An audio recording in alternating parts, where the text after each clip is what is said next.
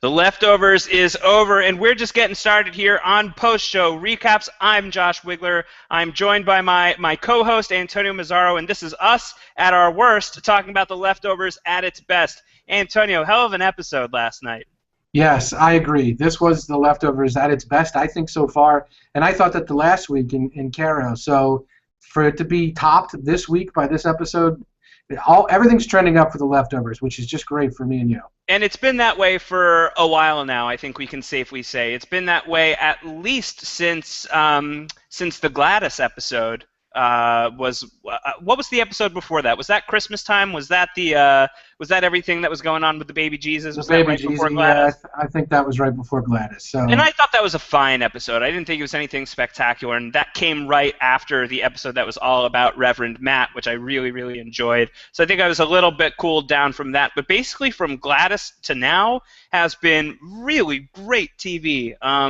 So I'm thumbs up on The Leftovers at this point. We've got one more episode this season to see whether or not we can walk away from this season and call it a success. But I'm impressed. I'm impressed with what they've done with this show. It's pretty good. I heard the next episode is all Holy Wayne from start to end. What do you think No! Well, Take it back! I take it back. I take it back. I don't want to speak his name for fear that I might give birth to truth. I don't know. But, yeah, that's really the only thing that could derail this at this point, right? Everything else is going really, really well. It's going smooth. It's going smooth. Not like The Strain, which was the show that Antonio and I just podcasted about. If you were watching us before, this is a day of double headers. We were not able to talk about The Strain last night as we normally do, so we had to talk about that about an hour ago. We just wrapped up our show, and now we're here at 4 p.m. on Monday, which has been our usual The Leftovers time slot over the past couple of weeks.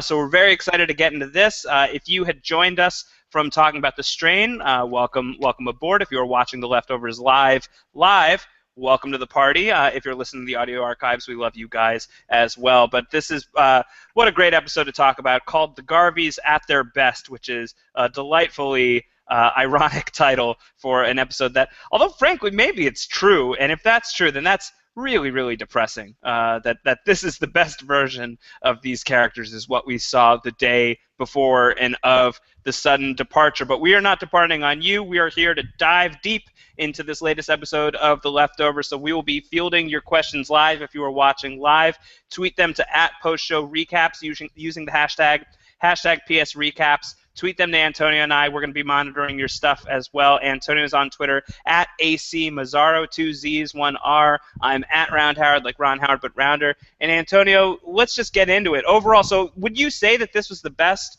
of the series? I don't know that I would necessarily say that, but it's definitely just another example of this show is on right now. It really, really is.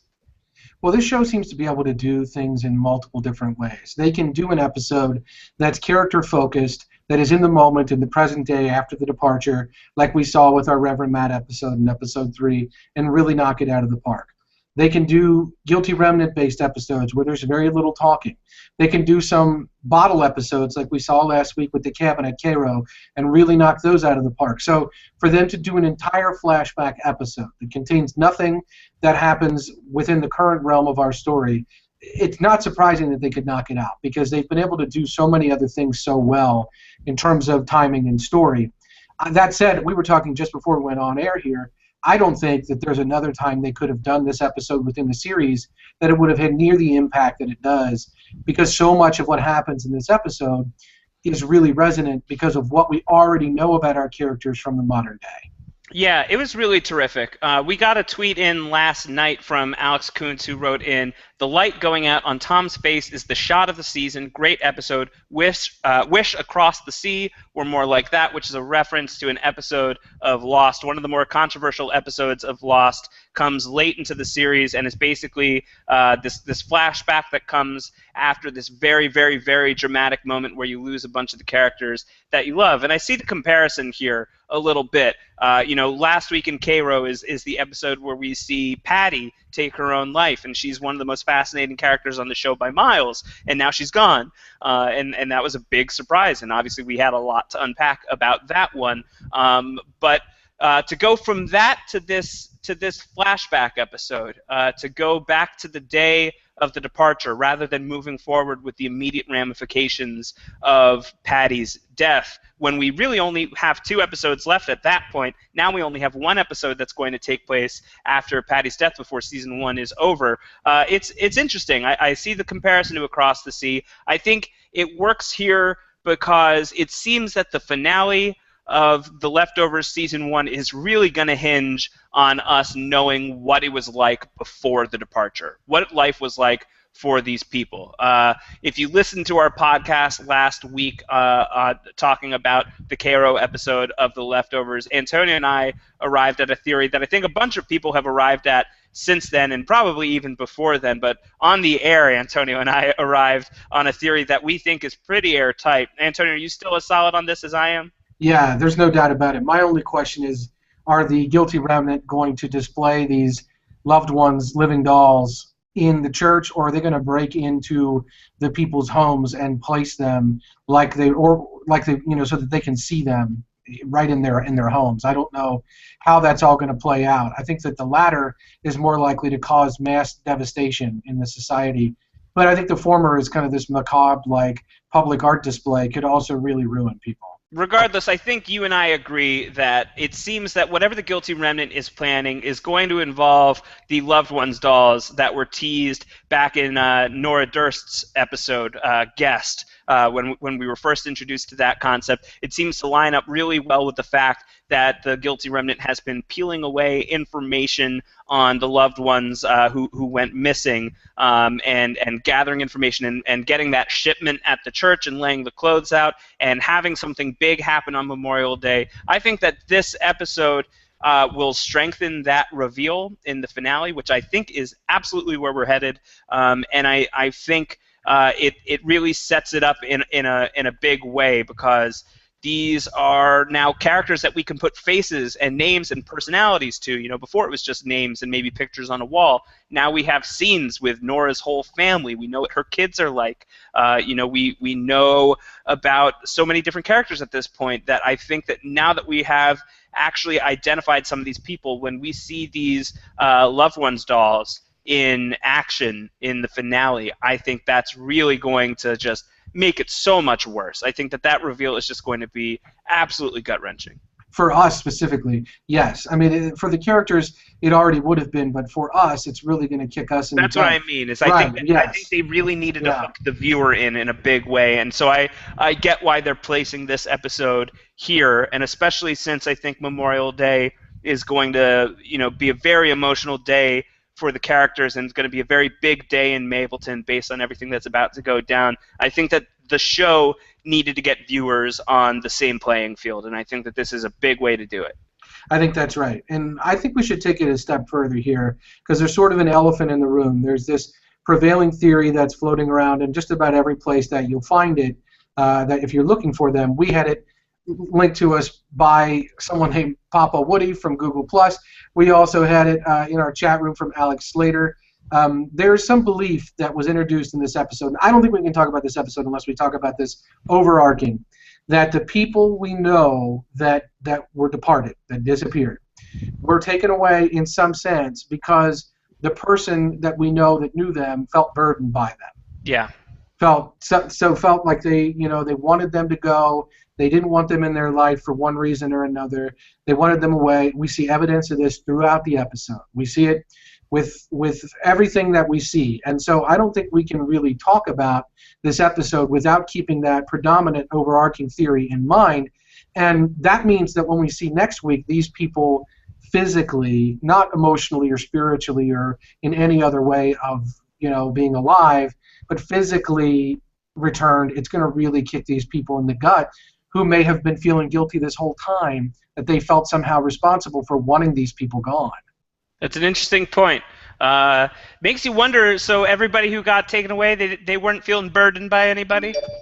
That's well, maybe they were, and those people got taken away too. So there could have been a double burden. But If that were suffice the to case, you say, feel like everybody on Earth would have gone. are you a burden to somebody, Josh? Would you have been taken away? I'm not trying to say I'm talking to him right now, but Oh no, that is far from the truth, my friend. Far from the truth. I think we should talk to your wife. Are you a burden to her at all? whoa, you're digging into the personal life. I'm just saying, like, there's everybody's got somebody that they probably. Then this is the thing. What's really interesting about this theory, taking us out of the equation and making it about the characters.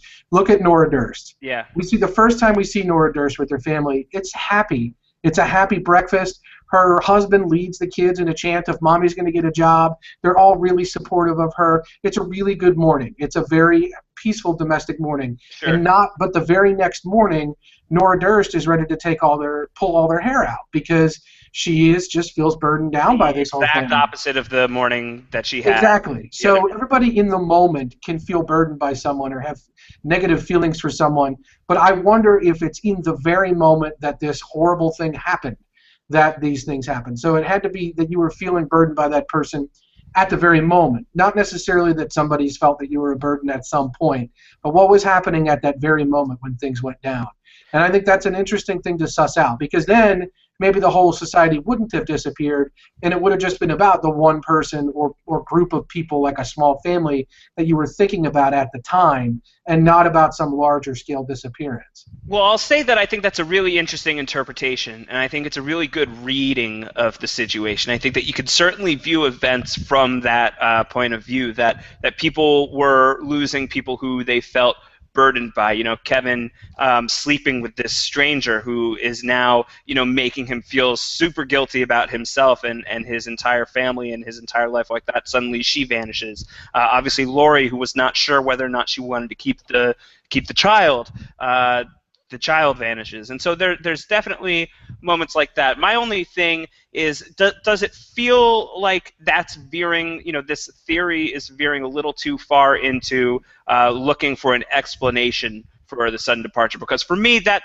ultimately feels like a fruitless exercise. I feel like that's not something that the show is going to answer, and I feel like that's something that you can apply something like this, that everybody felt guilty about someone, and those people they felt burdened by, those are the people who disappear. You can look at it that way. I think you can read it that way, but as for whether or not that's an explanation we'll get on the show, other than as some sort of metaphysical thing that someone like Patty would have said that maybe please no, but maybe Holy Wayne will lay on us at some point. I feel like beyond it being a perspective, I don't see it as being an answer on the show. Well, insofar as I don't think that we will get answers to this question on the show. I am on your team completely. And you said metaphysical. Let's go strictly meta on it.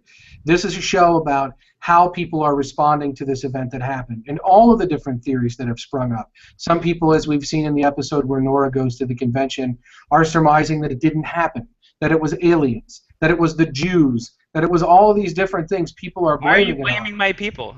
I put it in quotes because I don't support that theory, but others have, and I think I'm okay saying it like that. We talked about this on the strain. I have a really hard time with that word, and I don't know when to use it. So, at any rate, this makes a lot more sense if you listen to our The Strain podcast. Antonio's on the level. Don't worry. And if it doesn't, you just think I'm an anti-Semite, which is. He's not. He's good. Don't worry, guys.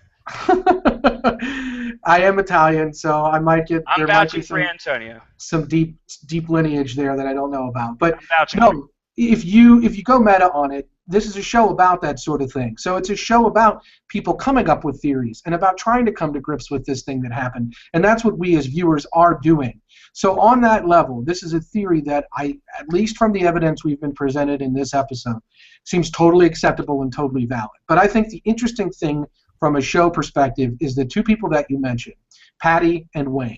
Those are the two sides to the coin that we see really play out. Let's presume for a moment that our characters come to some sort of feeling about that. Let's say that the family with the Down syndrome child feels somewhat responsible because in the moment when a deer ran through their house and they had to pick up all of his penny jars, they felt responsible. They felt that he was a burden and they didn't want him around, and they were feeling really negative energy about all that. Let's say then when that happened, they felt like they were responsible for his death and that his disappearance. The last feeling they had was a feeling that they did something about it. The two ways people have really responded to that we've seen in the show, one is the guilty remnant. They're saying the word guilty is right there at the beginning. Yeah. You're the remnant. You're the ones that are left behind, and you're feeling guilty about these sort of things, and you don't want to forget that you felt that way and that you might have been responsible. So you're going to strip away all of those feelings, and you're going to focus on these very specific things. That is something that has sprung up directly in response to people potentially buying into this theory. So is Holy Wayne, as you pointed out. He tells people, we see it from the beginning episode, we see Buddy Garrity talk about feeling unburdened. Where is he, by the way? Where is Buddy Garrity? We heard another Buddy mentioned on the episode last night, and I was really hoping it was Congressman Buddy Garrity, but it wasn't. But yeah, where is he? I don't know. Did he open a car dealership?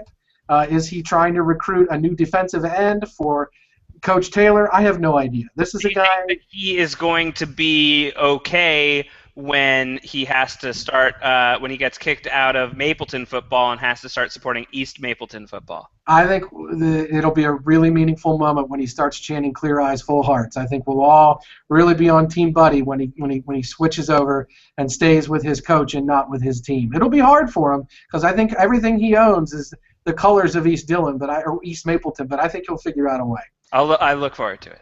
But yeah, this is why people would buy into the guilty remnant. This is why people would buy into Holy Wayne as being somebody.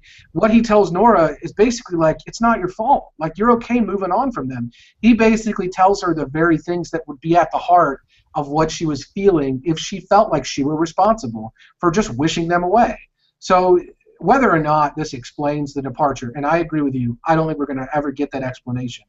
I think it really does explain a ton about why our characters in general and why our very specific characters in Mapleton feel the way they do. Fair enough, and I agree with that. We should start tearing into this episode. What do you say, Antonio? Let's do it. Let's do it. So I think you get it pretty clearly. You know, the fact that Chief Garvey, or not Chief Garvey at the time, but Kevin Garvey, is going for a run. People seem to be decently happy in Mapleton. You know, he's smoking secret cigarettes. He gets to go to this really nice, posh home. You know, something seems off, considering the fact that the last time we saw Kevin Garvey and the leftovers was Kevin had a bleeding out body in his hands. So either things have improved since then, or we have gone back in time and we are now watching a different show. So at what point do you figure out that we are in flashback mode? Is it as late as Lori being, you know, talkative, you know, the fact that she's actually using her voice, or is it earlier than that? Are you connecting that, oh, we're at a flashback for this episode? For me, it was when he walked into that house that just seemed too off based on where we had left him. It was very interesting, though, if you look at the way the beginning was shot. It is a shot for shot, well, not shot for shot, but there's one shot of him running with the post at the side of the shot, the frame.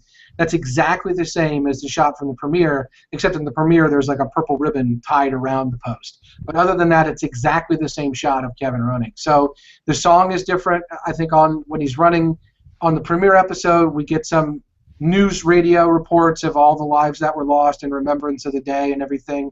In this one, it's the Girl from King Marie, which is not a song I'm familiar with. Couldn't really find the lyrics online. I don't know what the symbolism there is, but I think others have observed this is not the kind of song this guy should be listening to while he's running. It's weird. What should he be listening to while he's running? I'm just expecting him to be listening to dubstep or some just ridiculous, like, fire you up type music. I don't know. Or do you run? White noise. Do you run? Do you mean country music, white noise? Do I run? Yes. It's a very when not chased. When not chased, do you otherwise run? No, not very much. I can't say so. Do you have a playlist on your phone that says workout? No. When I do occasionally get off my butt and go on a treadmill, I'm usually watching episodes of TV on Netflix. So you can't take me away from TV too long. I think that's the modern day playlist. So maybe Kevin should be listening to I don't know, maybe you should be watching Bambi on his phone. He seems to have a fascination with deer. That wouldn't be bad. I feel like that could be all right. But we find out that, yes, it is indeed a flashback, I think. Confirmation by the fact that Lori is talking. And, you know, who knew? Who knew she had such a lovely voice? Well, it's crazy because we've watched her in other shows. We've seen her in other roles, and yet we forget what she is. We've only known her on this show as just this silent kind of presence. So it's a real testament to her performance in silence that she's made such an impact without really saying a word, that when she pops up and says a word, you don't really realize right away, wow, that's the first thing I've ever heard her say. That's insane. Amy Brenneman had not spoken a single word on The Leftovers other than shh a few times, I believe, in the last episode until this most recent one. So they really went the full distance with her, and it definitely hits you when she starts talking. I feel like it's emotional. Yeah, it really is, and there's a little bit of domesticity there. There's a little bit of happiness. She's kind of playful with him, asking him if he wants some French toast. It's all very, very happy, and it is a gut punch to realize that you're actually looking at them in some other time and not in the current time. And so that, not just her speaking, but her relating to Kevin on a happy, peaceful, domestic level is really rattling. And their concerns in the moment are so mundane compared to what their concerns are going to be 3 years and change from this moment. They're planning Kevin's father's surprise party. He's going to get some honors later on in the episode. And they're also talking about adopting a puppy. And they would have had a meeting to go see a puppy. Otherwise, they would be put on a wait list. So those are really the two most pressing concerns in the Garvey household. So I guess really it is the Garveys at their best, at least as far as we've seen these characters on the show so far. Yeah, and that as we see this episode play out, they have some problems even at their best. So it's sort of sad and not exactly happy that they were struggling with what they were struggling with before they departed. We can only imagine then the impact that it had afterwards. So it's very difficult to think about them at their best. This is them at their very best, and yet be still so flawed. And even in the house, we see cracks on the wall. Kevin's looking around. We're going to discover some things about their relationship throughout the course of this episode that, other than Jill Garvey, I don't think any of these people are truly at their best, and if this is their best, we got problems. Jill Garvey. What do you have to say about Jill Garvey in this episode? It's funny that we were just talking about palate expanders on The Strain Live, and now maybe we're talking about palate expanders with Jill Garvey. Yeah, it's interesting. Braces, at least. It's interesting because, to me, seeing the bubbly, happy Jill was the saddest thing that was going on in the episode until everyone got taken away. Just knowing, and this is a testament to the actress that plays Jill, knowing what we've seen her be like throughout the earlier episodes, and now seeing this braces-filled, giggling, laughing at Nyan Cat, like just kind of happy Jill is such a heartbreaker considering where she ends up. That's the way I felt. I don't know how you felt. We had a comment from Sarah Dwedar on Twitter and said, do you think the depictions of the characters pre-departure were realistic? And Sarah thought they went a bit overboard with Jill. I don't know what you thought. She did seem to be giggling in every single scene she was in. She's giggling in every scene that she's in, but it's also 3 years earlier. And in a kid like that, how old is she on the show? She can't be more than 17. Right. On the normal leftover. So this puts her at about 14 years old, and the range of 14 to 17, if we have all forgotten, those of us who made it past that point so far, that's a jump. That's a big jump. You were a very different person when you were 14 than when you were 17 than when you are 18. So I'm fine with it. I think it's good. I think if they want to keep the actress in play, they got to do something to age her down. So I think the braces works for her. And I think that the contrast between this is a young lady who had so much joy and heart, and to contrast that with the young woman that she becomes since the sudden departure, it's startling, it's stunning. You see why she's so mournful for those days and why she's so desperate to find out how you can become happy again, because she was really happy and she's really going to lose it. So no, I didn't think it was over the top. I thought it was pretty on, and I thought, like you, Antonio, I was pretty ripped up about it while watching the episode. Well, I think about Tommy also. This is the best. I still have no love for Tommy. I'm sorry. And I really liked him. I thought this is the best. I liked him more this episode than I ever have, though. He related really well to Jill. He related really well to Kevin. This is the first time we've ever really seen him interact with them, and I think that's important. I mean, there was sort of an enthusiasm gap Chris Eden observed this on Twitter, that the episode really does a lot for the likability issue they've battled all season, because of what we saw in this episode, Chris now really likes Kevin, Nora, Jill, etc., because we feel a little bit more for them. We have their perspective. So just getting Tommy's perspective on his birth father, knowing that he was really struggling with that, I didn't think that that was one note at all. Tommy's a kid who was really kind of screwed up. He had a good relationship with Jill. He had a kind of a messed up relationship with his mom. And so I didn't think that was as one note as the Jill thing, and I thought they did a pretty good job with that one. How do you feel about what's up at Casa del Durst? What do you think of the Nora Durst household? Like I said earlier, a true house of cards. And oh yeah, there you go. It's a nice tie-in with the actor playing her husband. I thought that it was interesting that we had this a little bit of domestic bliss there when we first met him, and that's your gut punch. That's your, oh my God, this whole family is gone. One day later, ultimately. And we don't know right away that it's October 13th, but this whole family we know is taken away from her. This is the happiness that's removed. And then the next day, it gets a little more stressful, and then the actual day of the departure, it's one of those just days from hell where you wake up with a migraine, you're on the wrong side of the bed, the kids are banging and protesting and yelling and spilling things, your husband doesn't care, nobody's helping, and in that moment, you probably did wish that they would all just shut up and disappear, and that's absolutely what happened. So I thought we really covered the spectrum of emotions there. I thought that worked really well. Yeah, you know me, big Nora Durst fan. I love Nora Durst. Any scene we can get with Nora Durst, I'm probably going to be a fan of, and everything that she was a part of on this episode of The Leftovers, I was way into. And yeah, it's so sad when they're all chanting, "Mommy, mommy, mommy," and especially when you find out that this is going to be the day before the departure, probably we're going to get into the departure. It's kind of just like, oh no, not good. This is no good. Yeah, it's really sad, but it is funny because it does add so much weight to the characters, not in a physical sense, in an emotional sense, that we end up with. Our Philly observed in the chat room that Happy Braces Jill makes emo Jill much cooler, and Alex Kuhn said Cheery Jill was just a bit much. So people do seem to like emo Jill better, but I like knowing now that why she's emo, what she dealt with, and how that affected everything that went on. I feel like this flashback really services all of them really well. Services everybody very well, and I thought it was tremendous, and it also, we are going to get confirmation of something that you and I had talked about, was was there a baby in the mix with the Garveys? In terms of the Garvey family, the nuclear family of Kevin and Lori and their son and daughter, was there a baby that possibly was in the mix who was taken away? And we're going to get confirmation that that is indeed the case. We find out that Lori is pregnant in this episode, and we get the first clue to that when she's at her office and she gets a call from her doctor, and she said, "Oh, I had to cancel my appointment." And the doctor says, "It's very important that you come in. We've reached the point of no return."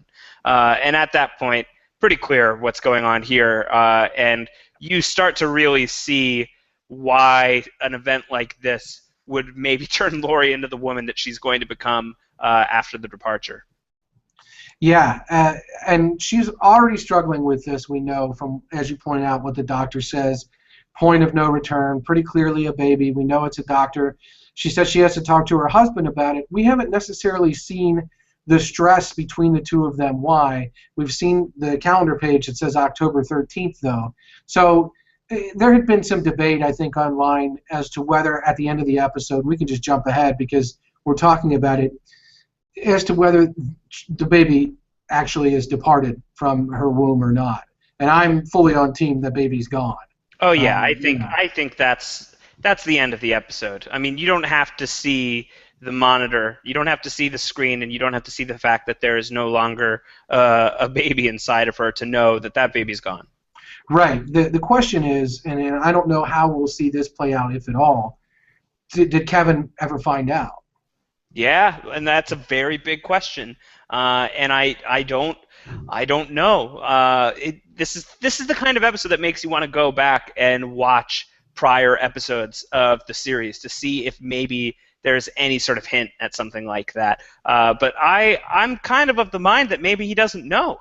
Yeah, me too. And especially because their marriage wasn't doing so hot before the departure, in like the final minutes before the departure. So maybe she's not going to be inclined to confide that into this jerkwad who, unbeknownst to her, probably has just banged another woman.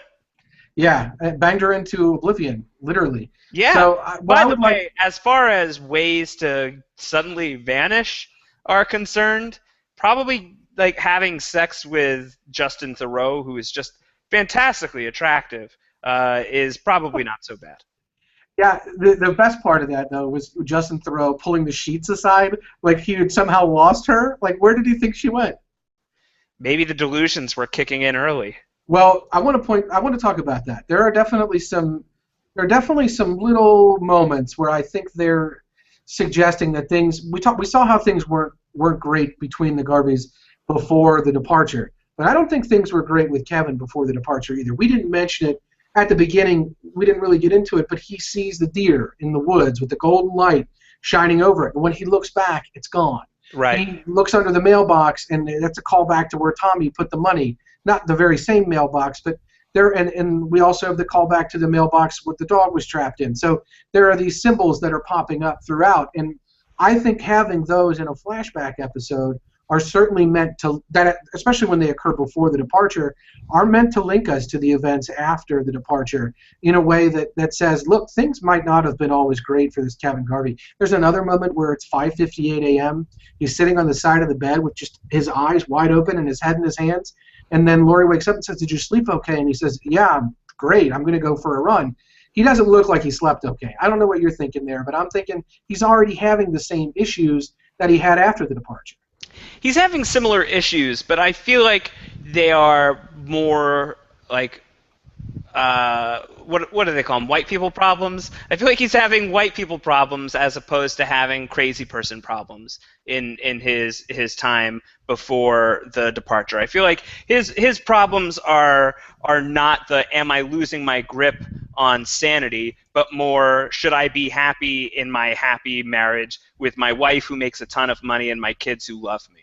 And it seems like, these are the problems of a guy who really needs to wake up and smell the coffee and realize that he's got it real good.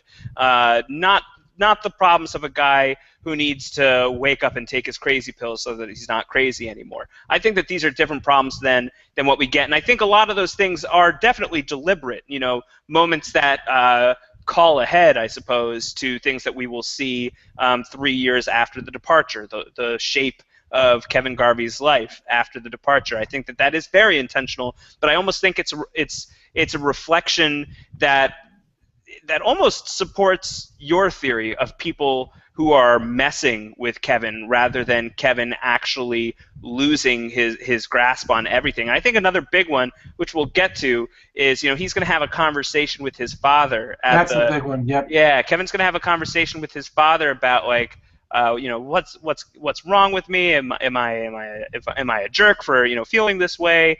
And his father is basically going to say, and it's not a direct quote, but it's going to be like, you're just bummed because this is it. You're facing the same problems that every man deals with, which is this is it. This is all we get, and there's no greater purpose, which is a direct contrast to what Patty's going to tell him in her dying moments, that basically saying there is a greater purpose and you're meant for a greater purpose. So I kind of think that this is positioning Kevin toward being more average Joe than maybe we'd been led to believe when the show was starting out. It kind of indicates to me that Kevin is a little bit more of he's a troubled guy emotionally, but I'm not getting the mental deterioration factor just yet. Yeah, there were a couple weird things, like the coffee mug that had a crack in it inexplicably. He found the crack in the wall. He saw the deer. There was the moment. And I think that still fits with things like life is falling apart. Things are about to crack and everything's about to leak out. And I think the thing with the deer, I think gets explained on the show in a rather horrible way. That Well, he sees, the deer in the woods with, the flashing light, and then when he looks back, the deer is gone, which you could read as him seeing things, as we know that he's going to later on in his life. But then when, and again, just to jump ahead, when he gets to the deer, when the deer gets run over by the stranger that Kevin's going to sleep with, he sees, like, probably the reason why this deer is going nuts is because it has a balloon. It has an "It's a Girl" balloon rammed through its horns. And it was probably blind with rage, because how is this deer going to get it out of its antlers? And it's so devastating when you connect that. So Kevin saw the deer in the woods. At least that's my take on it. So I think that speaks more to him being stable and seeing things that are actually there than to him really just effing losing it at this point. So let's talk about two other weird moments then. One, when Kevin's in white smoking, like our guilty remnant folks in the future, and a car full of rough-looking folks come upon Kevin. Looks like 4 women in a car. Yeah, now this is a crazy moment. and say, I mean, we're seeing this from Kevin's kind of point of view, not directly through his eyes, but he's our character in the scene. And what do they say to him? They say, like, are you ready? This is October 14th. This is the morning of the departure. They say, are you ready? And then he kind of gives them a kind of a weird, like, I don't know what you're talking about. And the woman says, I thought you were somebody else. I'm sorry. Yeah. And then they leave, and the sewer explodes. Yeah, the hatch blows up. Yeah, the hatch blows up. Oh, I was surprised that the manhole cover didn't say quarantine on the other side. Right. Now, did you look for any numbers that were written around it? I don't know. No, what I will say is at this point in the show, and I put it in my notes, that the sewer blowing up, total lost moment, and this would be something that I would kind of be like sort of passingly annoyed or amused by back when The Leftovers was starting out. I actually found this kind of endearing. It was such a blatant shout out to Lost that I actually found it sort of wonderful. Well, it's funny. Zach Brooks mentioned on Twitter, like, try getting through season 1. Post-show recap zone, Zach Brooks observed that we wouldn't be able to do it. Try getting through this episode without talking about season 1 of Lost. You can't. And It's impossible. We had already talked about other Lost episodes before we even got to this. But yeah, this is a huge moment with the hatch door blowing off. What's down there? Kevin blames it on the gas company, but these are all really weird things that are happening to Kevin. I'm not going to say that that you're not right, that these aren't just weird things that happen in a vacuum, and then later on, like, for example, let's look at the deer, right? Kevin, he got in this fight with his dad. In this episode, there's a scene in the police station where they talk about the deer, and they make a bet, similar to the bet Kevin makes with the BBA about the dogs, about whether Kevin can really take this deer down and go let it free, or whether it's going to have to be killed to get rid of it. And the BBA and Kevin's bet about dogs is very similar. Kevin thinks he can turn the dogs and get them docile and peaceful, and the BBA doesn't think that. And that's what their bet is about. So there's a parallel to the bet there. But we know Kevin's theory about there being one deer is either wrong, because Kevin's kitchen got torn up, and there's deer marks everywhere similar to that, or somebody remembered the problem Kevin had with the deer previously and set up Kevin's kitchen to look like that. Interesting. So this is not something where Kevin's necessarily all there. It could be bagel moments like we had earlier in the season where the bagel wasn't really missing. Somebody could have screwed with Kevin and taken that bagel away and put it back. I'm still operating under this prime theory that the guilty remnant, along with some form of the BBA and someone else, has been manipulating Kevin throughout what we know as the modern day time, because they want him out of the picture so that they can really have maximum impact. And they can have anarchy in the town, ultimately, which is what they're trying to bring about, chaos. And so, under that theory, I don't know if Kevin was wrong and there were multiple deer. And I don't know why this deer tore up Kevin's house in the modern timeline. I don't know if that was manipulation, but there are so many parallels that are occurring within Kevin's story between the things that he was experiencing then and what we know about Kevin now, that I don't think we can just overlook them. All right, so what should we move on to next? Do you want to talk about Should we talk about Patty? And Patty died in the most recent episode, but she is alive and well in this episode, or not so well, but alive because this is 3 years before her death. And she is, as many of us had surmised, she is a patient of Laurie's, and Laurie is a therapist. What did you think of Laurie and Patty's therapy session? Certainly, Patty is talking like a woman who knows something bad is coming. Yeah, that she really. I don't know if you want to accept this as Lindelofing again. Do we accept Laurie's version of events? You are transposing the feelings that you had from an abusive relationship, and you're making that about your worldview, and thus you feel like the world is about to end because you feel all these negative feelings and energy that you just need to shit out, put in a bag, and leave on his doorstep. Or do we really think Patty was somehow prescient about what was to happen? I submit this. We know what happens after this. Laurie turns and follows Patty. Yeah. If she goes on the other foot. So, and there's a scene, I believe, and this was mentioned in our chat room. I apologize, I don't remember who exactly mentioned it, but there's a scene, I think this was mentioned in our chat room, I might have read it somewhere. There was a scene where, if you were flashback to the episode where Patty and Laurie were in the diner, and Patty was talking, Patty says to Laurie, remember what I told you right before it happened. Yeah. And I think that's you can't do anything to stop it. It's absolutely going to happen. And Patty says in this therapy scene to Laurie, what does she say to her? I know that you know something is wrong. Her exact words are, something is wrong inside you. And that's her baby. Maybe. So what does that have to do with anything? Something else broken inside of her. Yeah, I mean, that whole scene is really, really good. It's very all good. of that. And it's good on the Lindelof level where you can really dive deep into what they're saying and the subtext of it with what we know. But it's also just good on the level of really seeing who Patty was to Laurie and vice versa before everything popped off. Patty may have been a genius, and she may have just been a mad woman who Laurie instilled genius in post-mortem there. Certainly seems troubled, whether you want to call her a mad woman or a genius. I think you could say Patty is a person who is troubled enough to need therapy. And that's lots of us find ourselves in that place. So no marks against Patty, but you see her in a weak, vulnerable state, unlike anything we really see from her. Other than that, she's usually pretty poised and has her ideas about what she's going to do. But you can see in this moment, you can see shades of the woman who is going to believe in her cause so thoroughly that she's willing to take her own life. So I thought this scene was a good way of kind of retroactively setting up what she does at the end of Caro. Yeah, I think that's right. I think that we really see, even just in Dowd is just crushing this role, and it's a shame we're not going to get her anymore because she did die. But we really see just in that one scene. What if they made a living doll out of her? And then she kind of spoke a little bit, or just kind of smoked, or they had made it into a robot of some sort. An animatronic loved one Patty doll. How much? Smoked. Where can I sign up? Are you selling those? No, I don't have. It would be a copyright violation.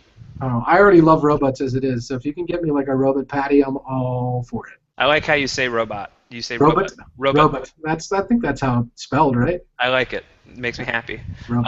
Let's move on from Patty. Let's talk about the scene at the future mayor's office before she is the mayor meeting with Nora Durst, and we find out that Nora wanted to help her get elected mayor. I can assume that she doesn't accept the job because she's not going to be.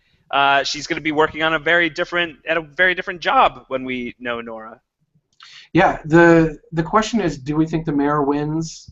Do we think our incumbent mayor was a departed? I think that wouldn't be a bad theory. Because we hear from that scene from Nora talking to Lucy there that it was not a. It would seem like Lucy was bound to lose the race, and that's everybody's view of that race a month out. And then this horrible thing happens. And maybe the mayor's just really bad in the moment and can't handle the disaster, and everybody votes him out. Yeah. But it seems more likely that the mayor is taken away, and then she votes. But I don't think we've heard that before. I don't think we've heard that before either, and if so, it's not a detail that's really jumping out to me. But it's a good theory. I like the theory. Yeah, and it's more important, I think, for Lucy in the moment that Nora, our favorite character, says, your campaign is a loser. You don't have a good campaign. I want to do this for me. So even though we've seen Nora in her domestic bliss, she's already a woman who wants to have something outside of her family, that some kind of meaning, something that defines her, and that's what she wants to do. And then there's that really unfortunate quote that she gives Lucy. What is it? What is the quote that she is it? Oh yeah. As far as you're concerned, for the next 4 weeks, I don't have a family. Well, Oof. unfortunately, no. It's gonna be a little longer than 4 weeks. Yeah, that is no good. And you tend to wonder if the mayor or if Lucy pushed a button and made everybody disappear. I know that didn't happen, but that really worked out pretty well for Lucy, but really poorly for Nora. Did Lucy toss Nora's family into a magic box somewhere in Mapleton? Let's not talk about that. Let's not go down that hole. You don't want to talk about the magic box? Somewhere in that town, there is a magic box. Yes, we can talk about it if you want. I just don't know that.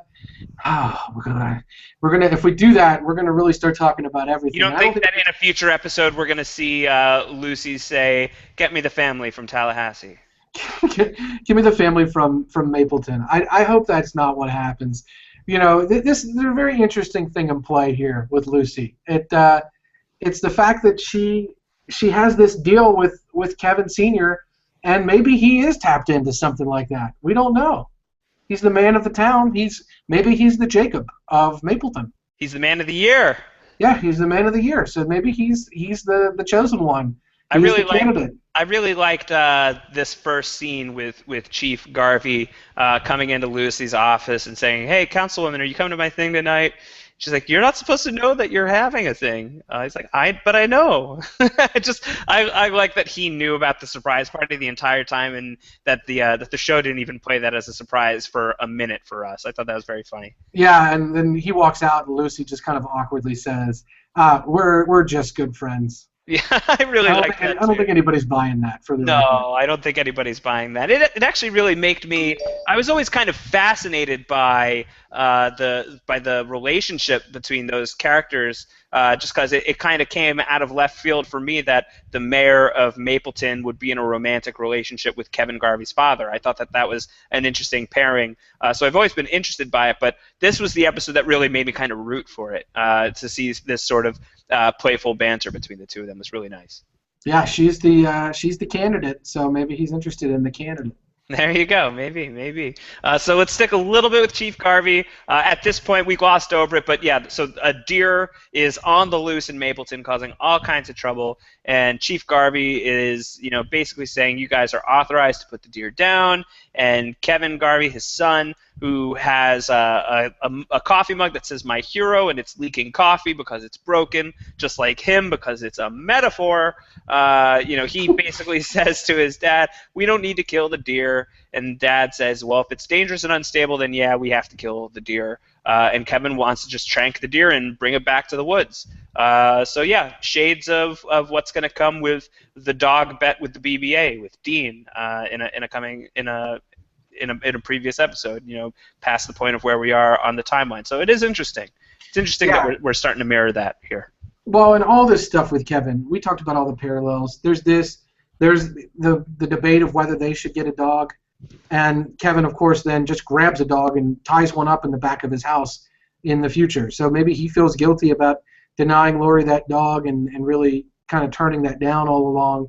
And have we talked about, the interesting thing about the dog is that who's our dog woman? Gladys. Her name is Gladys. Yeah, that's no good. And this we skip the one little scene with Tommy there, but it's just very interesting to see these characters pop up and to know what we know about them now. And the Tommy scene that we have right after this scene in the police station is similar to that. Tommy calls Kevin, says, "I think I really screwed something up." Kevin goes to get him out of trouble with the law, and Tommy has been in a fight, and who he's been in a fight with is his birth father, Cyril O'Reilly. Cyril O'Reilly. So we've speculated often. We don't cast actors that we recognize or that we know from other parts to just show up in pictures on this show. We cast them to play meaningful roles in these people's lives when we get the opportunity to see them, so that they actually do have an impact. And the scene with Tommy's birth father is no less impactful. Kevin feels like there's been some physical altercation, feels Tommy's head, there's a crack in it. And so they go to the door, and he's physically defending Tommy's honor there. He says, don't talk to him anymore, he's my son. That's it. And he beats the shit out of the guy, and that's the end of it. Right in front of his daughter. Right in front of his daughter. And this is Kevin Garvey, who admits in this episode that he's not a good man. I mean, he's being good for Tommy, though, and being a good defender of him, but that's probably not the best way to solve your problems. But it's the way Kevin knows. So we get a sense of what Kevin and Tommy were like. We haven't seen them together the rest of the series. So to see this, when he was in trouble, he called Kevin. When Kevin found out what the trouble was, he stepped up in a way that could get him in trouble with the law, with the guy who caused the trouble, and said, this is my son, and really made an affirmative statement. So say what you will about Kevin Garvey's life and family, this is a guy who really cares about Tommy in that moment. And so when you think about things like him making the bet with his dad and the parallels, you remember back to the first episode when Kevin's trying to call Tommy on the phone and is really upset that he can't get a hold of him. That seems to all be totally gone from the Kevin Garvey that we know in Mapleton around Memorial Day. And so you wonder, is that going to come back to bear? Like, what are they going to get out of the Kevin and Tommy relationship? Is Tommy going to come back to Mapleton by Memorial Day? They were just in Indiana, so it's feasible. And I just wonder what they're going to get out of these valuable interactions that we see in this episode. Like we already have something out of Gladys, right? That scene with the puppy. We know what value there is there because we've seen what happened to Gladys. So when we see her in happier times, we can think, oh man, when the dogs went crazy, this lady probably felt really awful, and she went guilty remnant and was willing to die. So that makes sense, but we don't know what's going to happen with Kevin and Tommy. But now when it does happen, there's going to be a lot more value to it. Do you think that we're getting Tommy coming back to Mapleton next episode in the finale? I think it makes the most sense. I don't know. We know Wayne was in New York most recently, so I don't know if he's trying to come to Wayne at this point. A child has been born. They've trekked across the country, so they seem to be headed in that direction, eastward. They were in Gary, so I don't know. I think that if I had to say, I would say yes. It makes the most sense in light of what we saw in this episode with Jill and with Kevin. They got to pay off on that somehow. And when they wrote it, they didn't know they were getting a second season, so it would be pretty silly for them not to have Tommy end up back in Mapleton. So we get the four Garveys are all going to come back to the house. By the way, wonderful home the Garveys used to have. Yeah, you like Lucy are observing that Lori must be doing pretty well for herself. She's doing pretty good. Yeah, that is a gorgeous house. It's nice. It's very nice. Despite the cracks in the foundation, the metaphoric and physical. You can fix that stuff. But yeah, so it's a really nice house. Apparently, Lori is not a nice mom. She's not a very good mom because she's going to miss her daughter's big presentation the next day. And she says, "Oh, I'm a terrible mother." And Jill says, "Oh, no need to be dramatic." She says, "I'm not being dramatic." And it turns out that she's not. She is a terrible mom. Yeah. Lori is a very bad mom. Yeah, and you get little snippets of that when she talks about. She says, "I can't be at your presentation, Jill," and Jill says, "Well, you weren't there last year." You know, just little stuff like that popping up where she really isn't that good of a mother. No, she's not great, and she's going to get a whole lot worse once she joins the Guilty Remnant. And then Tommy comes home, and it's great. And Tommy and Jill seem to have a really nice relationship, so it is fun to see those guys together. And then let's have the party. Let's just get into the surprise party, right? Kevin Sr., he knows it's happening. He does a fun little smoke and mirrors of pretending like he's surprised. It's very funny. And we get a Garvey man hug, I believe is what they call it, right? Yeah. There's just a lot of funny. You're right. The Garvey man hug is nice. That guy Lou is just a dick. Oh, Lou's the worst. He's the detective. Yeah, he's the guy that he calls Kevin out earlier in the station, and Kevin's like, "Shut up, Lou. Don't be a dick." And then, right before he's coming, Lou's like, "He knows already." And Kevin's like, "Don't be a dick, Lou." Like, Lou's just being a dick nonstop. Lou is like a kind of alpha Jerry from Parks and Recreation. Yeah, I like that. Or like Hitchcock on Brooklyn Nine-Nine, these characters that just pop up that are there in the background. Yeah, but it's like a little aggro. A little aggro, just there to kind of get under your skin and kind of just grate at you a little bit, even just if it's just like Jerry just doing what they do and being happy, or if it's like Lou just being a dick. Right. But I liked all like the little interactions here. Garvey Manhug was my favorite one. That was a it's good one. I thought that was very funny. And you see Matt's wife, and you That see, was pretty rough to me. The Matt's wife one was pretty rough. yeah, because she's not going to be doing much talking, and not for the guilty remnant reasons coming up And pretty soon. she just seems like one of the sweetest, nicest people that you could meet. She's very kind and polite. The second scene we get with her is even better for her emotionally, but she's so polite and so kind, and it's just really rough knowing that she's catatonic. It's rough, but I liked Kevin kind of going past the woman who will become mayor, going past Lucy. I don't know what prompts him to say it, but he says like "f you very much." She says, "Don't talk to me like that when I'm the mayor." And he's like, "Oh, I won't," but he will. Yeah. He'll drop f-bombs. As it was nice to see that Kevin Garvey, even before the departure, was very liberal with his f-bombs. It Well, seems to be his favorite thing to say. well, yeah, like he's as has been observed by Bob Ivins in the chat room. Kevin's always cussing out Lou, past and present, and you see he's being the same way with the mayor. What prompted her was her saying, "I think your wife has done very well for herself," and he's like, "F you very much." So it was really nice that they still have that kind of interaction, and you got it seemed like a really nice party. It's like it was October, it was unseasonably warm, like just a really nice time to be out by the pool, and everybody was having a good time. Kevin Sr. was dancing with Jill. Everything was very happy.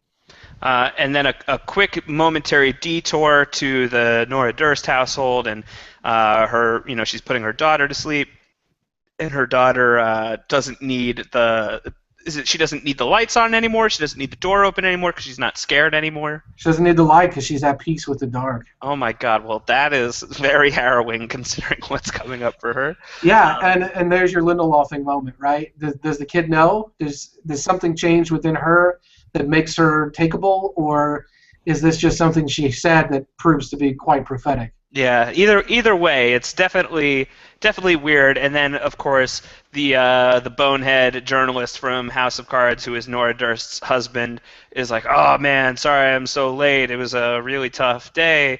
And she's like, "By the way, my interview went great."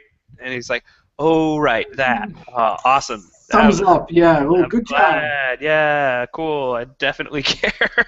Yeah, he's just kind of a dick in that scene. Yeah, and I he don't know sucks. why. He sucks. That guy sucks. Well, Immediate contender for worst character on the show. we know what we know. We know. Just kidding. Tommy and Holy Wayne are still the worst. I was going to say, who is the best character on the show? We know it's Nora, so it makes sense that the worst could be her husband. The worst Durst, at least, right? Worst Durst by far. Yeah, he's Not the even worst close. Durst. Although the daughter spilling the orange juice because she didn't wield the big girl cup properly is pretty bad. How many times do you have to tell the damn How many truth? times do you have to tell them? 2 hands on the cup. 2 hands on the cup every time. Well, we do know that this guy is cheating on Nora at the time, so that may explain some of his weird subterfuge and acts of distraction and things that are going on. So that might explain why he's a little bit distracted, but it's no excuse for him doing it. But that could be why, and he's just another one of the Kevin types, right? And we're about to get into Kevin's psyche a little bit more with his very perceptive observations from Kevin Sr. Well, let's hear it, Antonio. Why don't you lay it on us? Let's go back to the party. Let's go back. Let's start honoring the man of the hour. Take it away, Antonio.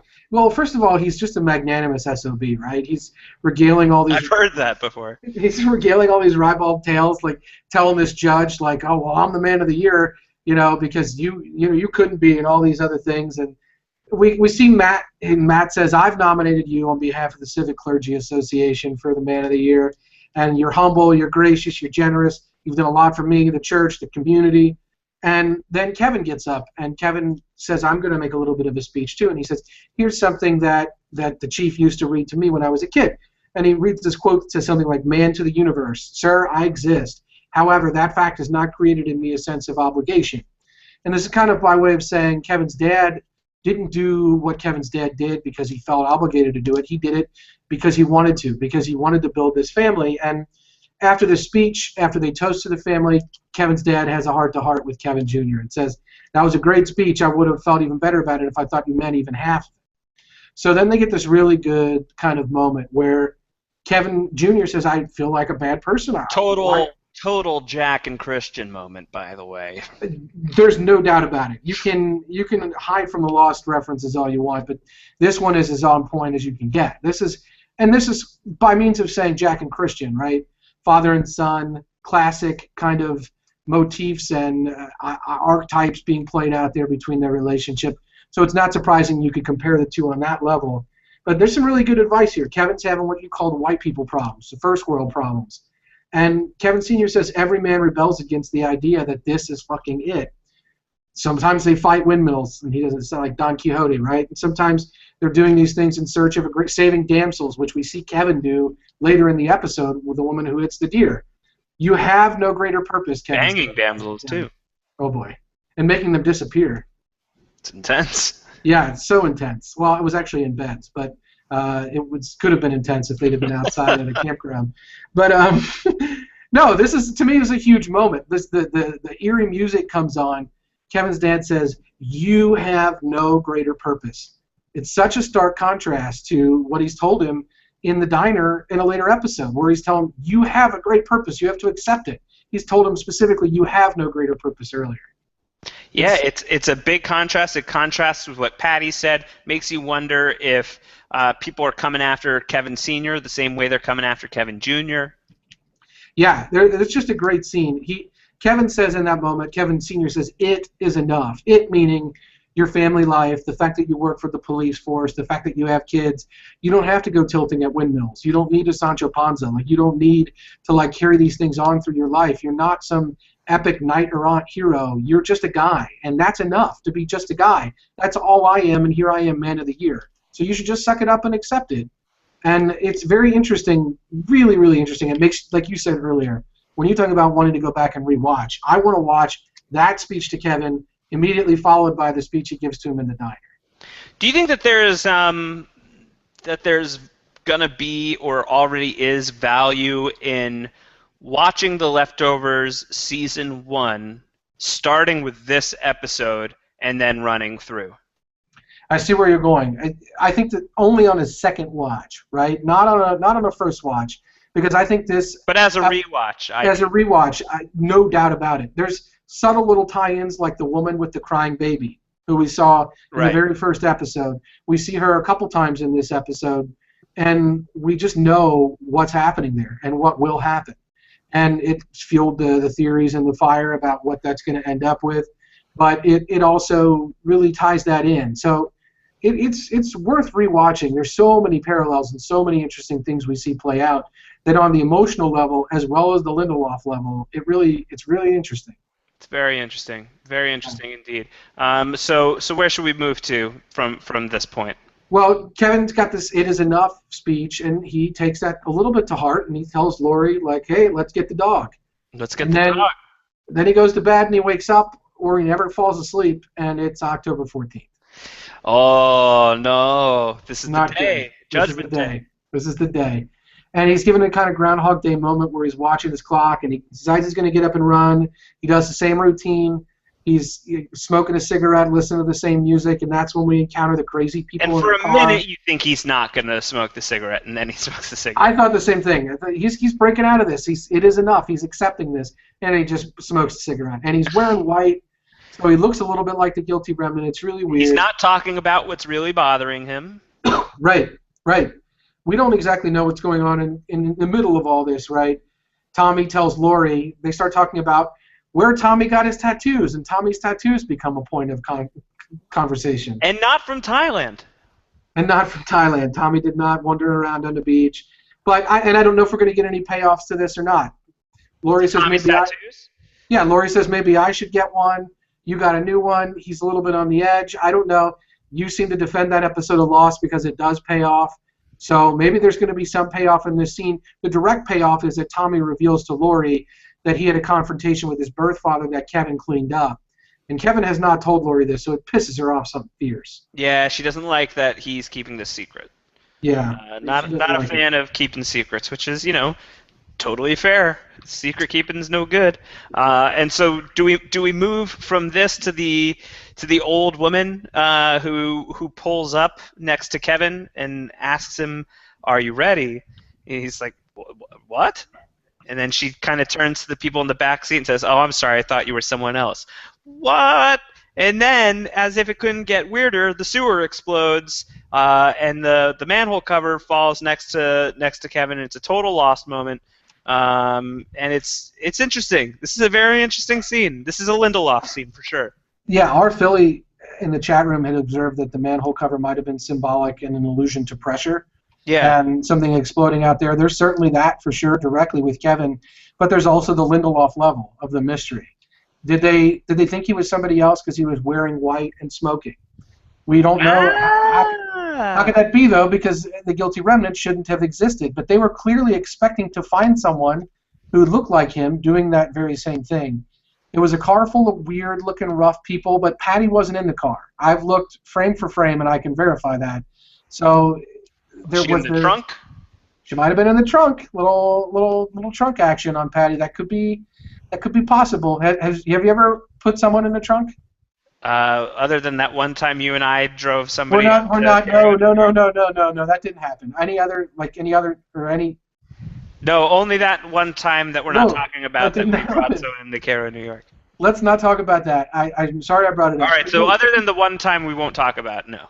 She could have been in the trunk because sometimes people put people in trunks when they need to move them from place to place without people knowing it. Let's just say that.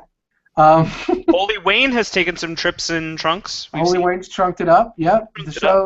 It's entirely possible she was in there. That wouldn't be an un-Patty-like thing to do. But I don't know where these people. Do you think there's any tie-in to anything here, or is this a true Lindelof moment? I hadn't thought of it as anything more than a true Lindelof moment until you made the observation of what if they're seeing him smoking a cigarette dressed in white and wondering if he's one of them, wondering if he's one of the guilty remnant. I don't know. That's not a bad theory. We've certainly cooked up crackier, kookier theories than that on this podcast. But there's nothing to be guilty about, and they're not remnants of anything yet. Not yet, but who knows? So I don't know. I don't know who they could have been waiting for or expecting, and I don't know where they expected to put that person in that car that was full of that riffraff. But all I know is that they lying down in the back, man. They rolled up on him like a Heathcliff cartoon, just some weird car full of random riffraff. He's going to get in the trunk with Patty. He's going to get in the trunk with Patty, and we're going to have a little trunk action, which is totally fine. Totally fine if you're into that. Little out of sight kind of reference, maybe. I don't know. But, I don't know what that's meant to reference. We get the manhole cover right after, and it blew my mind a little bit, and it blew Kevin's mind a little bit, because he ran right home to tell Lori, didn't he? It was a very, very good scene that leads to another good scene, which is basically the breakup. In a lot of ways, this is a big break between Lori and Kevin, where he comes home smelling like cigarettes. First of all, amateur hour, going home, smoking on his run, and first thing he does is to go in the kitchen and not shower himself off. He's going to smell like cigarettes. He's going to get caught here. Yeah, and he just wasn't thinking about it. Like you said, we saw previously in the episode he swizzled some mouthwash and sprayed himself and tried to get himself smelling all nice, and Jill still smelled it. So it's hard to run from, really. It's hard to run from, and then she basically says, hey, listen, it's fine if you're smoking. I don't really care. You're the one who wanted to quit, but be honest this time, because I know you've been lying about other shit, like Tommy and my ex-husband, his father. What's going on here, buddy? And he's like, yeah, interesting. And then she asks him, where is your place? Is it here? Be honest. Interesting that she's the one questioning Kevin as to whether or not his place is with this family when she's going to be the one who physically abandons them. So they're talking about that stuff, and he admits he doesn't want the dog and didn't tell her because she wanted the dog. And then he finds out that the deer has been found, and she says, "Oh, it's trapped. Better just save it." And then he drops an F-bomb. F you, Lori, and then leaves. Yeah, she said it in a really shitty way. The "it's trapped" part was really interesting to me because of how the BBA called Kevin later in the timeline and said, "I've got one trapped." So. And that was in a dream. This one was in reality. It's just the word "trap" there is not an accident. It's not an accident. It usually isn't. And again, Lindelof likes these things. He likes to have certain phrases that pop up every now and again. letting you off the hook, getting off the hook is another one that you hear a lot, both on Lost and already on The Leftovers, and trapped is definitely a word we've heard a lot. So yeah, interesting stuff here. Kevin Garvey loves to tell people to F off, kind of his favorite thing in the world. Yeah, but I mean, I think it was a little bit justified in that moment. That there were There's obvious more productive ways of getting angry at your wife than just saying "F you, wife." 100%. That is true. Spoken like a man who is married. And worried that my wife and knows how to deal with it, right? And knows how to listen to my podcasts. I think that it was weird that that Jill seemed to, and Tommy both, seemed to know something deeper was going on between Kevin and Lori, because up until that scene, I hadn't really sensed it. Had you? No, I hadn't. Yeah, and so keeping that in mind, I don't know. There was Kevin literally toasted two family. His family looked very happy poolside when he did that. He'd been a good dad to Tommy. There had been really good things that happened, but Lori had not told Kevin about a pregnancy that was almost to the point of no return. Yeah. So there obviously were some underlying issues, and in the moment she's saying, "Be honest." It makes you wonder what else had he not been honest about. I don't know. As we're going to find out, he immediately cheats on her. I don't know if he had previously done that. Lori, in her divorce speech, which I really want to go back and watch, she seemed to take credit or blame for the marriage really ending up where it ended up, saying, that Kevin was ready to be there for her and he helped them repair a lot, but she ultimately wasn't ready to fix the relationship, and she was the broken one. Right. And I find that interesting that that's her perspective in the future, when in the moment that seems very much like Kevin, you have this Don Quixote complex, go save the stupid deer, but at least tell the truth to yourself for once. Yeah, it's interesting. It's an interesting point. But he does go to save the deer. He goes into the home, and it's one of the families that Nora had interviewed in a previous episode. That was an interesting Easter egg. Yes, that was a really good one because it ties in to the grand theory that we talked about at the beginning of this episode. And I had wondered what was up with that pennies. We had talked about it in the podcast, and we really saw it. They were what this kid was collecting, and as soon as the deer came and knocked him over, they were immediately picking him up, and they weren't going to leave the house. Yeah, it was good. I really liked that quite a bit. And of course, yeah. So the deer. Kevin's got the best of intentions here. He wants to trank the deer. He wants to set it free, but the deer bursts past him. He can't get a shot, and of course the deer makes it back outside and gets run over immediately. And he has to put it down the old-fashioned way. And that's like what I said before. You find out that the poor deer's antlers had skewered this balloon that was probably in its line of sight. And what are you going to do? You're going to go crazy. You can't take the balloon out. It's horrible. It's really horrible.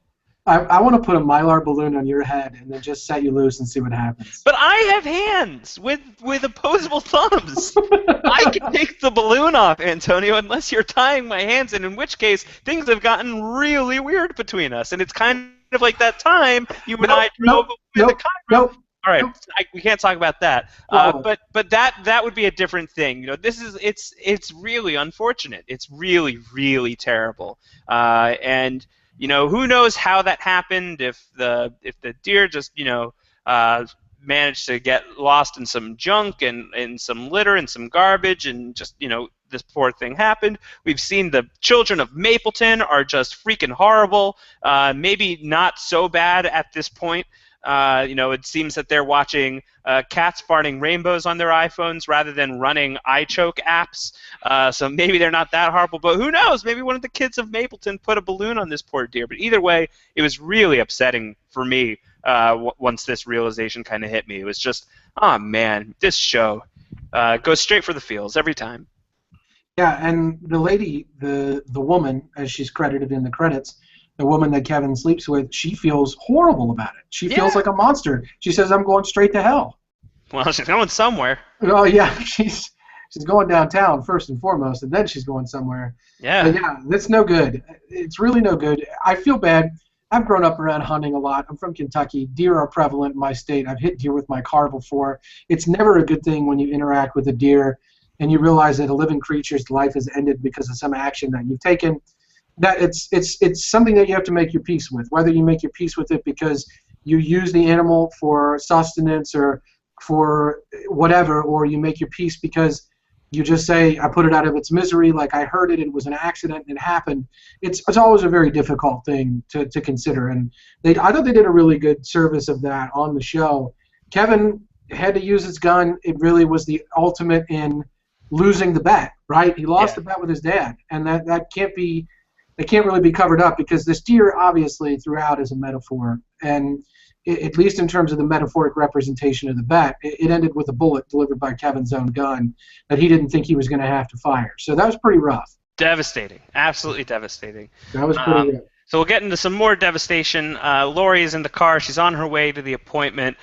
She looks across the way and hears a baby screaming, and it's the mom from the pilot who we know her baby is going to disappear. And she kind of just, looks at Lori with the screaming baby in the back of her car and looks across the way at Lori and sort of just throws her hands up like, what could you do? Babies, right? You can't kill them. You can't suddenly lose them alongside 2% of the world's population. What are you going to do?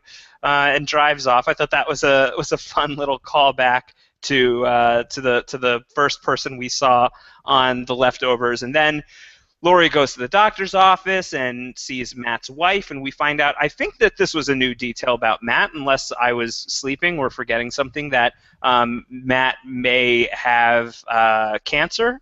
It seems like he's cleared here, but that he has, it's a recurring issue. It's an ongoing problem.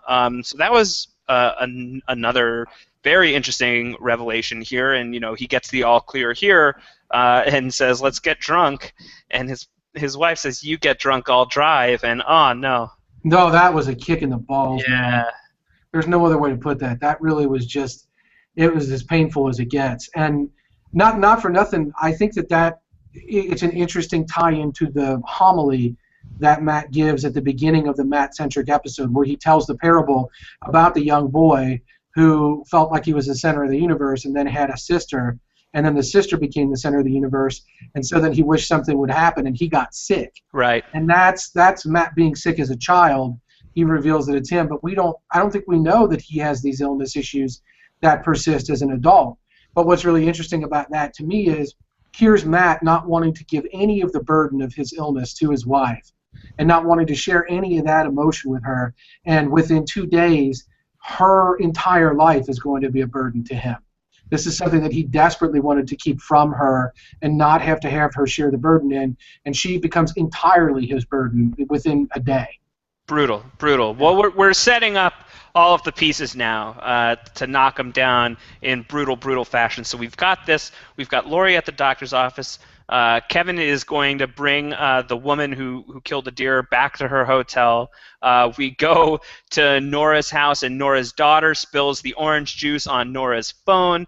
And then we get the kids chanting, "I want food, I want food," at the table, and just being like the absolute epitome of just nightmare parenthood situation. It's just not very good, and especially because the husband seems like such a dick, who also is using his phone at the table, even though Nora says no phones at the table, and he's like, "Well, you're using your phone. I'm waiting to hear about this job, you jerk. Support me." So he's terrible. He's horrible. We get Tommy and Jill at the school. They're going to go make a circuit. That's going to go great. The circuit will definitely last forever and ever. So we're there. We're at the moment where all of these stories are being set up for just utter devastation, and it all starts collapsing. Kevin and the woman, she asks him if he's a good guy. He says no. She says, "Do you want to come in?" He doesn't say yes, but he does do it. He goes in. We go back to the doctor's office. We find out that Lori's having a little bit of nausea, but by all accounts, it looks like the baby is perfectly healthy. She can hear the heartbeat. Jill and Tommy, they start linking their hands. The lights go on. Tommy's joking around, pretending to get electrocuted. And that, to me, is the best Tommy Garvey moment of the entire series, is him joking around and jolting. I thought that was a very endearing moment. I actually really liked that, in all sincerity. We get the orange juice gets spilled on the phone. This is when she says, "Damn it, I said 2 hands." And she doesn't even have enough paper towels to clean up the mess. That was a nice little subtle gut punch, because Yeah. that's the empty paper towel roll that she'd left there for years. Yeah, exactly. And it's just like, Yeah. oh God. And so that happens, and then Kevin is having sex with the woman, and we knew that that was a thing because he had said that in an episode previously, that that's where he was when it happened. So we know, oh God, and the score is starting to come in, and you're like, here we are. We're at that moment. It's the montage of doom, and Kevin is having sex with a woman. We go back to Lori. Someone screams outside. The light goes off in the school with Tommy and Jill because one of the people in the chain has just vanished. It was the young Asian girl too, by the way. There you go. Well, that's interesting. Holy Wayne. Yeah. Holy Wayne, it was. Holy Wayne, where did you go? So that happens, and then Nora turns around. Her family is completely gone. Kevin is searching through the sheets, and the woman is gone. And we end with Lori looking at the monitor, and we don't see it because I think that they are just sparing us that final moment of pure despair. We don't even need to see it because we all know already where that baby is, and it's just unreal that they end this way, that this is the end. It goes to credits, and that's it. You have seen the Garveys at their best, and it is horrible. It's horrible, but it's the Leftovers at its best. I think this is a show that in its early stages, for me, felt like it was trying to be too serious for seriousness' sake, that it was trying to be heavy drama for the sake of being a heavy drama, and it didn't always feel earned. 9 episodes into this thing, every moment of devastation had extraordinary impact, was incredibly well executed, was really intricately crafted, and totally earned for me. And by the end of this episode, I just felt like I had come off of this horrible roller coaster ride that I can't believe I'm going to get back on in 2 weeks when the finale airs. But I'm going to do it, and I'm glad, because this show has been a roller coaster of highs and lows, and I think we're really at the high at this point, and it's going to be interesting to see, because we're certainly going to plummet with the finale, but we'll see if we end up walking off after the plummet and saying this was the best roller coaster of the summer, or I just vomited all over my trousers and I'm never riding roller coasters again. So I think we're in an interesting moment with the Leftovers, but I have a lot of confidence in it right now based on how this episode played out and how these past few episodes have played out. Yeah, it's interesting because we observed that they took a break in the show and they pressed pause, and that pushed the premiere date back so that it didn't premiere in tandem with Game of Thrones. And them doing that was to perhaps like reassess and recenter the show. They got on the roll before they took that break. So that's a very good thing. I think it bodes well for the future of the show. When they introduced the show, it was an ensemble piece that had to service a lot of different characters, but even by the third episode, they were focusing on specific characters, and they were really doing good service for them. So I agree with you that this is a show on the way up. They've done a really good job, and this episode was perfectly timed to take advantage of all the devastating gut punches they had previously landed, and this is essentially a double punch. It plays on the punches that had previously been landed, and that way these little subtle jabs, like the paper towel roll, now that we've seen Nora Durst's routine, where she couldn't possibly replace any of these things that had been the same as before, now that we've seen that, when we see her take that last paper towel, it really finishes that chain off in a way that's pretty meaningful, and it's a double punch. So it's really smart. It's really greatly crafted, this episode, and it makes me very pleased with the state of the show, and very excited to see where the final episode will go. So yeah, as mentioned, the finale is not next week. They're going to take off for Labor Day, I believe. So we are not going to get the Leftovers finale for another 2 weeks. So we won't be talking about the Leftovers next week, but we'll certainly be talking about it after the finale. Antonio, is there anything left on this episode? Anything you want to talk about? Anything from the chat room or online? Yeah, there's some good Lindelofing, as we would put it, from mostly from John Wayne in the chat room. John Wayne pointed out the deer went into the preschool teacher's class that Nora's husband was cheating with. He also observed that the chief, in his daily rundown when he's talking about the deer, mentioned that the deer had interacted with a baby shower, and that is probably where the balloon got onto the deer. So there's some really interesting things. And John Wayne also surmises that it's possible that we saw through the gas explosion the death of Liv Tyler's mother, but I believe that was the day before. and not on the day of, and the gas explosion was on the day of in the morning. Yeah, she died the day before the departure. So I don't think that was connected. But some of these other things, the stuff with the deer is pretty good. I will say, Alex Slater had something I'm interested to see what your thoughts are on. Alex said the freeze frame, if you look at Lori's baby on the monitor last, right when the music starts playing, the time is 2:23:48 p.m. You know Damon likes to throw little Easter eggs in there. Do you think that the time has any meaning? 2:23:48. No. Those numbers mean anything to you? I feel like he's done the numbers. I don't think he's going to make a big deal out of the numbers again. Okay, I'm the same way. I don't know. I didn't realize, I guess, that the departure had occurred. I figured for some reason it had in my mind that it occurred in the morning, and not that it occurred at 2:20 or 2:30 in the afternoon. And I'm sure it's been said during some afternoon delight, no less. During a little afternoon delight. I know that they probably have said on the show that it occurred in the afternoon, but for some reason I thought it occurred in the morning. I guess because I just so directly associate it with 9/11 in my mind, even though I know it's not the same thing, that I just assumed it happened in the morning. But I thought it was really good. I mean, my biggest question coming out of this episode, mainly, other than the questions we had before, is what goes on then between Patty and Lori to put the shoe on the other foot? Yeah, that's a good question. I wonder if we'll get any of that in the finale next week or in 2 weeks, if we're going to get to see another return for Ann Dowd, for Patty. Is she going to be back on the show? We now know that the show is happy to do some flashback material. Is that something we can see more of this season? Would it be something that we'll see next season? But we'll get those answers. I'm pretty sure that's the kind of answer that I feel pretty confident that a show run by Damon Lindelof will deliver on.